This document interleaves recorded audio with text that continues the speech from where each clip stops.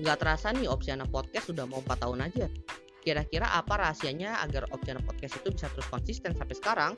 Jawabannya ya karena gue pakai Anchor, aplikasi yang memudahkan gue buat nge-podcast. Sehingga gue bisa nge-podcast kapan aja dan di mana aja. Tinggal rekam, edit, dan upload semuanya itu udah di satu aplikasi. Oleh karena itu kalian cobain juga pakai Anchor untuk bikin podcast original milik kalian.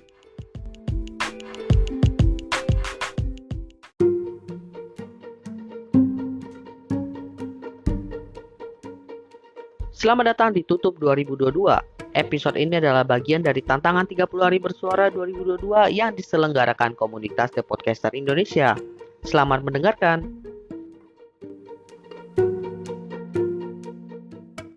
Apple, Rolex, ini adalah brand-brand yang mempunyai sisi eksklusif dalam produk mereka.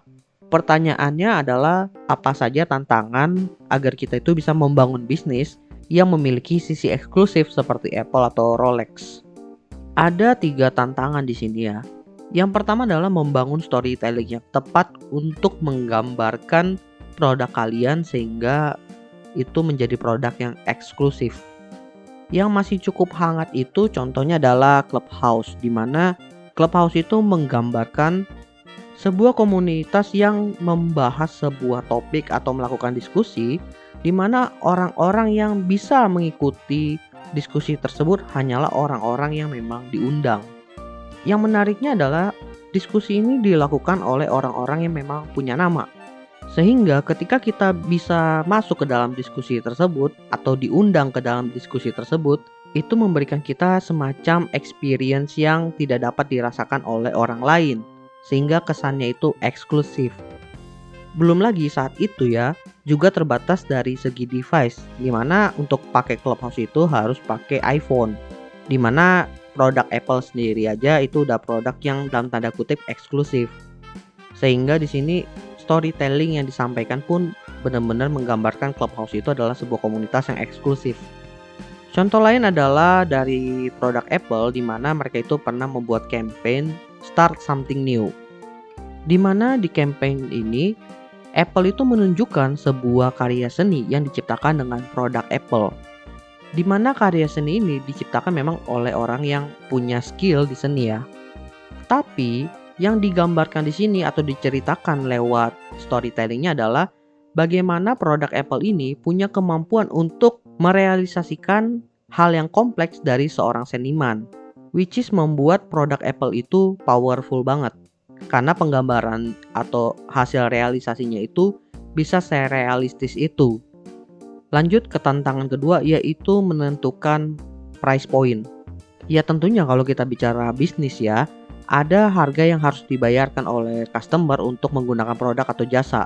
Untuk bisnis yang normal ya, tentunya menghitung itu biasanya dari segi material atau modal yang dikeluarkan untuk memproduksi sebuah barang atau jasa. Kemudian ditambah atau di markup sehingga bisa mendapatkan harga jual atau price point-nya. Tapi kalau kita bicara tentang bisnis yang eksklusif, produk yang eksklusif, itu kesannya kita bicara tentang produk atau pricing itu harus yang premium, harus yang tinggi. Seharusnya sih nggak seperti itu ya, tapi memang umumnya begitu karena harus ada nilai jual yang ditawarkan, nilai jual yang tidak dimiliki oleh kompetitor.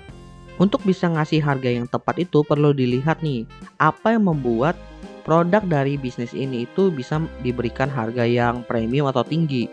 Biasanya bisa dilihat dari beberapa sisi ya. Yang pertama, apakah produk ini adalah produk yang benar-benar inovatif atau baru di pasaran. Biasanya kalau itu adalah produk yang benar-benar baru, artinya bisnis itu adalah pionir. Belum memiliki kompetitor sehingga bisa menentukan harga semau mereka karena memang belum ada kompetisi. Lalu kemungkinan kedua yang bisa dipakai di sini adalah apakah produk itu produk yang luxury.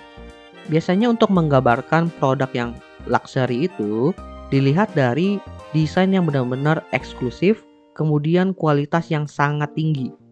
Dan yang paling penting adalah keaslian dari produk itu dapat dibuktikan oleh expert-expert yang memang bekerja di bidangnya. Contohnya ya kayak Rolex ya, dimana Rolex itu dikenal sebagai jam yang memang punya kualitas sangat tinggi dengan desain-desain yang benar-benar luxury juga. Lalu kemungkinan ketiga adalah tingkat kesulitan untuk ada kompetitor masuk ke dalam bidang tersebut. Jadi ada semacam barrier yang membuat kompetitor itu sulit muncul. Sehingga ya kompetitornya itu sedikit atau bahkan bisa nggak sama sekali ada. Kalau nggak ada ya berarti kalian cuma pionir. Tapi kalau kompetitornya dikit berarti masih dapat dikatakan sebuah produk yang eksklusif atau premium. Salah satu contohnya itu ya mobil listrik si Tesla itu. Itu kan sebuah bidang yang bisa dikatakan tidak semua orang atau pebisnis itu mau terjun ke sana. Ditambah dengan kualitas dari mesin mobil listriknya yang sangat bagus, membuat harga dari mobil Tesla pun melambung tinggi. Lalu kemungkinan keempat adalah produk yang stoknya itu terbatas. Stok terbatas ini dipengaruhi karena produksinya itu yang tidak dalam jumlah besar, sehingga membuat produk ini hanya bisa dimiliki oleh sebagian orang aja. Sehingga memberikan pesan bahwa orang yang memiliki produk ini itu orang-orang yang spesial. Makanya perlu harga yang spesial juga agar produk ini bisa berpindah tangan dari satu ke tempat yang lain. Nah, itu beberapa kemungkinan yang umum yang bisa membantu kita menentukan pricing point untuk produk yang eksklusif. Lalu terakhir kita masuk ke tantangan yang ketiga, yaitu menjaga produk itu agar tetap berguna dan relevan. Tentunya namanya bisnis itu berusaha untuk survive dan dapat bertahan dalam kurun waktu yang lama. Tapi masalahnya adalah behavior dari konsumen itu terus berubah dan bisnis harus bisa menyesuaikan hal tersebut. Contoh keberhasilan itu dari Apple di mana mereka terus mengimprove produk mereka dan menambahkan fitur-fitur baru yang relevan dengan kebutuhan dari konsumen. Yang juga semakin kesini itu semakin digital. Bukan hanya itu aja, mereka pun tetap bisa mempertahankan kualitas dari hardware yang mereka pakai untuk mendeliver produk mereka. Kalau contoh gagalnya itu ada di Clubhouse, di mana mereka itu berhasil muncul ketika di masa pandemi. Tapi setelah pandemi itu menurun dan orang-orang itu kembali beraktivitas secara tatap muka, tidak ada inovasi dari si Clubhouse ini untuk mengikuti tren tersebut. Mereka malah fokus untuk membuat Clubhouse ini bisa digunakan oleh banyak orang dengan expand ke sistem operasi Android, which is itu menghilangkan eksklusivitas dari si Clubhouse. Padahal justru eksklusivitas itulah yang mengangkat nama Clubhouse sebesar sekarang. Sehingga produk Clubhouse ini ya dibilang udah nggak eksklusif iya, udah nggak inovatif juga iya. Makanya bisa dibilang Clubhouse itu sekarang lagi turun-turunnya. Oke, jadi itulah 3 tantangan yang akan dihadapi oleh bisnis jika ingin membuat sebuah produk atau jasa yang sifatnya itu eksklusif.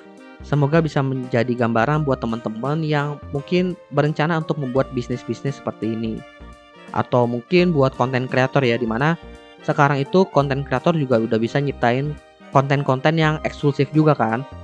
Gue sendiri pun sampai saat ini masih berusaha mencari jenis konten eksklusif apa yang bisa gue tawarkan kepada audiens gue, dan itu nggak gampang.